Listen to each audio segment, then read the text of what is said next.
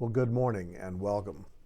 I began this Thursday Thought series over 3 years ago after COVID hit the world in an effort to maintain some form of communication with you, since it would have been difficult or impossible at that time to engage in more personal forms of communication.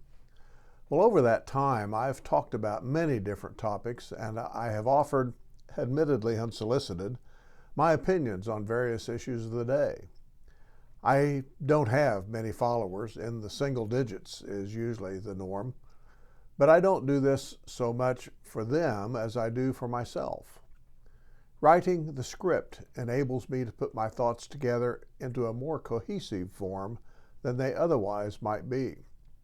I can look at what I've written, I can rewrite it, I can change the wording, I can eliminate it entirely. And I can do that before anyone else ever sees my thoughts and my opinions. I want to be certain that what I'm saying is what I intended to say, rather than having to clean up some mess that I've made by saying something I might later regret. And when I read from a script, I don't go off on some kind of improvisational tangent, saying something that doesn't fit with the rest of what I'm saying, or which in some way is not appropriate. I tend to stay on track a little better than I normally would otherwise. Well, I recognize that not everyone benefits by writing like I do. People have many and varied ways of formulating and organizing their thoughts. Some like to talk it out with someone else they trust. Others might go to some quiet place somewhere and meditate on their thoughts for a time. Some may want to be busy with a hobby or some other distraction while their thoughts kind of gel into something more useful. And still others may want to literally sleep on it, as that seems to be helpful at times. There are many ways to gather one's thoughts, so to speak. My own thoughts have been kind of a mess recently. Now, that may be one reason why I'm speaking in this post about putting thoughts together, rather than on some other topic of the day. Everything from the troubles of the world to who to vote for in the Wichita mayor race this fall are a part of my thought process today. And included in that process are issues such as the state of public transportation in Wichita, the schools starting up for the 2023-2024 school year, the ever-increasing prices of necessary food and commodities, natural disasters such as the fires in Hawaii and flooding in other parts of the nation, the future of the church in this culture, those of our church family who are battling some kind of chronic illness, the specter of ignorance and want, think Dickens' A Christmas Carol, growing in our society, the hijacking and politicizing of the Christian evangelical movement, and a host of other topics.